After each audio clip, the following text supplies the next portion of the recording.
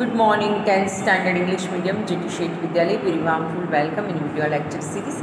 Okay guys, last video lecture में આપણે ગુજરાતી વિષયની અંદર લેસન નંબર 13 ક્યારે વાગી એ લોકગીતની શરૂઆત કરેલી. આપણે લોકગીત ગાયેલું પણ ખરું, એ સંદર્ભે બે ત્રણ બીજા લોકગીતને પણ યાદ કરેલા અને ક્યારે વાગી કાવ્યનો ભાવાર્થ સમજવાનો પ્રયત્ન કર્યો. આજના વિડીયો લેક્ચરમાં આપણે કાવ્યની જે કેટલીક પંક્તિઓ સમજવાની બાકી રહી ગઈ છે એના વિશેની વાત કરીશું અને સ્વાધ્યાયના પ્રશ્નોની ચર્ચા કરીશું. તો ખૂબ સુંદર લોકગીત કેવી રીતે સર્જન થાય છે એ આપની સાથે મેં લાસ્ટ વિડીયો લેક્ચરમાં વાત કરેલી. એમ લોકો દ્વારા લોકો વડે ગવાતું ગીત ધીમે ધીમે એક ફિક્સ સ્વરૂપમાં સામે આવે છે અને પછી એ ગ્રંથસ્થ થાય છે, સંગ્રહિત થાય છે અને આપણે એને માણી શકીએ છીએ, વાંચી શકીએ છીએ. તો આ લોકગીતની પ્રોસેસ છે. એમાં કોઈ એક ખાસ વ્યક્તિએ સર્જન નથી કર્યું હતું, પણ લોકો દ્વારા ગવાતું એ સર્જન બન્યું હોય છે, માટે એનું નામ છે લોકગીત. ક્યારે વાગી એ બહુ સુંદર લોકગીત છે. મુખ્ય વિષય છે વાંસળી. અને ગયા વિડીયો લેક્ચરમાં બે બીજા પ્રકારના લોકગીત વિશેની વાત કરેલી. આજે પાછું એક સરસ લોકગીત વાંસળીના વિષયવાળું મને યાદ આવે છે. આલા લીલા વાસળિયા રે બળાવું, એની રે ઉતરાવું મારા પ્રભુજીની વાસળી રે લોલ. વાસળી કંઈ ફૂમતા લટકે ચાર, આ વાસળડી વગાડે ઓલો નંદજીનો લાડલો રે લોલ. આલા લીલા વાસળિયા રે વઢાવ.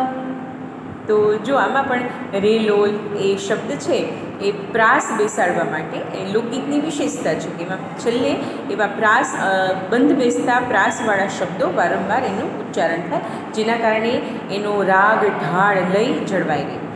તો આપણે આ બહુ સરસ વાંસળીના વિષયવાળું જ લોકગીત ક્યારે વાગી આપણા અભ્યાસક્રમમાં છે.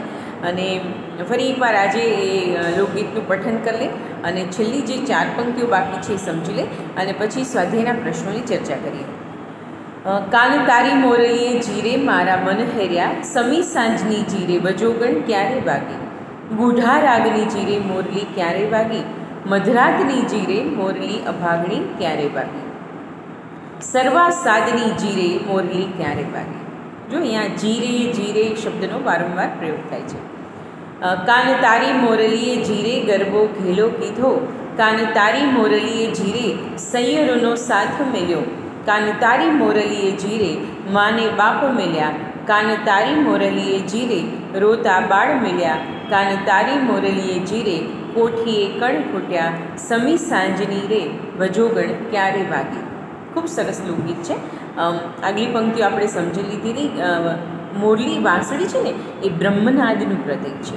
સ્વયં કૃષ્ણએ મોરલીનું સર્જન કર્યું છે. બેમ્બુ ટ્રીઝ, વાંસના જે વૃક્ષો હોય છે એમાંથી એક નાનકડા પાતળા વાંસને કાપી અને એમાં 7 છિદ્રો કરી અને અલગ પ્રકારનું વાદ્ય એ કૃષ્ણનું સર્જન છે અને એને વાંસળી, મુરલી આવા અનેક નામોથી એને ઓળખાય છે. તો 7 છિદ્રો એ આપણા ભૌતિક શરીરના સંદર્ભે એક પ્રતીક છે અને અંદર જે મોરલીમાંથી જે સૂર વહે છે, જે નાદ વહે છે એ બ્રહ્મનાદનું પ્રતીક છે. આ મોરલીનું આધ્યાત્મિક મહત્ત્વ છે.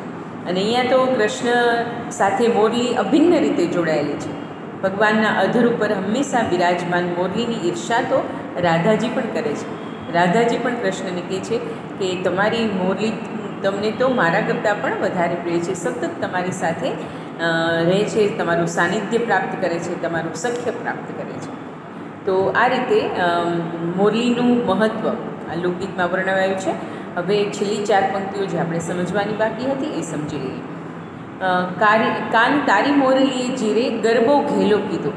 મેં ગયા વખતે વાત કરી હતી કે શરદ પૂનમની રાત્રિએ ભગવાન વૃંદાવનમાં મહારાસની રચના કરી અને એ રાસ માટે કોઈને આમંત્રણ નહોતું આપ્યું, પણ મુરલીના સ્વર જેવા છેડાઈ ગયા એવી બધી ગોપીઓ પોતપોતાના ઘરેથી નીકળી અને કૃષ્ણ સાથે એ મહારાસની અંદર સંમિલિત થઈ. તો તારી મોરલીના સૂરથી ગરબો ઘેલો થયો. પછી કાન તારી મોરલીએ જીરે સૈયરુનો સાથ મેલ્યો. ગોપીઓ કૃષ્ણની મોરલીના નાદથી એટલી બધી પ્રભાવિત હતી, એટલો મીઠો મધુર એનો સ્વર હતો કે બેનપણીઓની રાહ જોવાની પણ પોસાય એમ નહોતી.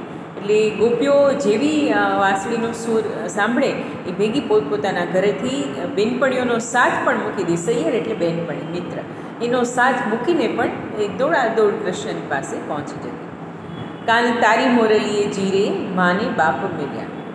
સાંસારિક સંબંધો જ્યારે સમાપ્ત થાય ને ત્યારે ઈશ્વર સાથે સંબંધ પ્રસ્થાપિત થાય, એ આ કડીનો ભાવાર્થ છે. ઈશ્વર સાથે જ્યારે આપણે આપણો સંબંધ જોડીએ ને ત્યારે સાંસારિક સંબંધોનું મહત્ત્વ રહેતું નથી, કારણ કે સાંસારિક સંબંધો તો જીવન અને મૃત્યુ પૂરતા છે. જ્યારે ઈશ્વર સાથેનો સંબંધ તો શાશ્વત છે, એ આત્માનું પરમાત્માની અંદર વિલીનીકરણ છે. થોડાક અઘરા શબ્દો લાગશે, હજી તમે આધ્યાત્મિક જીવન માટે તમે થોડા નાના છો, પણ જો આવી વાત તમારા કાને અત્યારથી પડી હોય ને તો આગળ જતાં આપણને એ વાતમાં થોડો ઇન્ટરેસ્ટ રહે, એ સંસ્કારો આપણા જે અત્યારથી જો એનું ડેવલપમેન્ટ થાય તો આગળ જતાં આપણને ઉપયોગી થાય. એટલે સ્પિરિચ્યુઆલિટી જીવનમાં બહુ મહત્ત્વ છે, પણ એ સામાજિક જીવનના એક તબક્કા ઉપર અત્યારે આમ જોઈએ તો આધ્યાત્મિકતા એ સંસ્કારો સાથે જોડવાયેલી બાબત છે. કરુણા, પ્રેમ, દયા, સ્નેહ, લાગણી, આ બધા આધ્યાત્મિક ગુણો છે ને આપણામાં હોવા જ જોઈએ, કારણ કે આપણે માણસ છીએ. તો મા ને બાપ તો જીવનમાં બહુ મહત્ત્વના વ્યક્તિઓ હોય છે, પણ ઈશ્વર સાથે જ્યારે સંબંધ જોડાય ને ત્યારે મા ને બાપ પણ ગૌણ બની જાય છે. એ આ પંક્તિનો ભાવાર્થ છે. પછી કાન તારી મોરલીએ જીરે રોતા બાળ મૂક્યા. હવે જો મા બાપ મુકાઈ જતા હોય તો પોતાના નાનકડા સંતાનો, ગોપીઓ એટલી બધી કાનઘેલી છે કે પોતાના સાંસારિક સંબંધોને વિસરી જાય છે. એટલે બાળક રોતું હોય તો એને મૂકીને પણ એ વાંસળીના સૂર તરફ આકર્ષાય અને કૃષ્ણને મળવા દોડી જાય છે. અને છેલ્લે કાન તારી મોરલીએ જીરે કોઠીએ કણ ફૂટ્યા. એટલે એનો આ એક સિમ્બોલિક વસ્તુ છે, એનો ભાવાર્થ એ છે કે રોજબરોજના કામમાં એટલી બધી ગોપીઓ કૃષ્ણમય થઈ જાય છે કે રોજબરોજનું કામ પણ ભૂલી જાય છે. કે કોઠી છે એટલે સ્ટોરેજ કરવાની એક જગ્યા જ્યાં અનાજ સ્ટોરેજ થતું હોય, તો એમાં નવું અનાજ સાફ કરીને ભરવું છે એ કામ પણ વિસરાઈ જાય છે. આખી કોઠી ખલાસ થઈ જાય છે અનાજની, તો પણ ગોપીને ભાન નથી રહેતું કે હવે આમાં નવું અનાજ ભરવાનું છે, એ દળાવવાનું છે, એની રોટલી બનાવવાની છે. આ બધે જ કાર્યક્રમો કૃષ્ણની વાંસળીના સૂરમાં વિસરાઈ જાય છે. એ વાત અહીંયા કરે છે. આ બધા પ્રતીકો છે, સાંસારિક જીવનના પ્રતીકો છે કે ઈશ્વર પ્રત્યે જો એક વખત લગ્ની લાગી જાય ને તો સાંસારિક જે માયા છે અથવા સાંસારિક જે દિનચર્યા છે, જે સાંસારિક કર્તવ્યો છે, જે સંબંધો છે, એની મેળે ભૂલાતા જાય છે અને કૃષ્ણમય થવાતું જાય છે.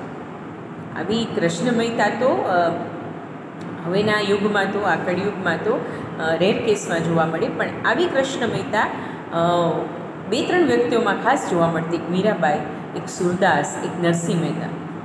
એક વખત નરસિંહ મહેતાના પિતાનું શ્રાદ્ધ હતું, તો એના પત્નીએ કીધું કે બ્રાહ્મણો જમવા આવ્યા છે, અલ્યો આ તપેલી, તમે બજારમાં જઈને ઘી લઈ આવો.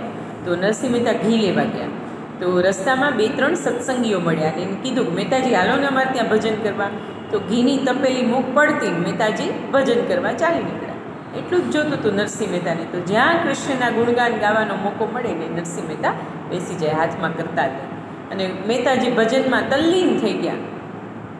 અને આ બાજુ પેલી મહેતાજીના પત્ની હતા, એ રાહ જોઈ. ત્યાં તો મહેતાજી આવ્યા, ઘી આપ્યું, ભોજન થઈ ગયું, સાંજ પડી ગઈ. પછી જે સત્સંગીઓ હતા ને થાય કે એણે કીધું મહેતાજી હવે ઘરે જાઓ, સાંજ પડી ગઈ. મહેતાજીને તો ભૂખ તરસ કશું જ, ઈશ્વરના ભજન વખતે એને કશું જ યાદ ન રહે. પછી મહેતાજી ઘરે જઈને કહે છે કે ઓહો હું તો ભૂલી ગયો, મારે તને ઘી આપવાનું હતું. ત્યારે મહેતાજીના પત્ની કહે છે એ તો બધું સમાપ્ત થઈ ગયું, તમે ઘી લાવ્યા, મેં લાડુ બનાવ્યા, બ્રાહ્મણોને જમાડ્યું.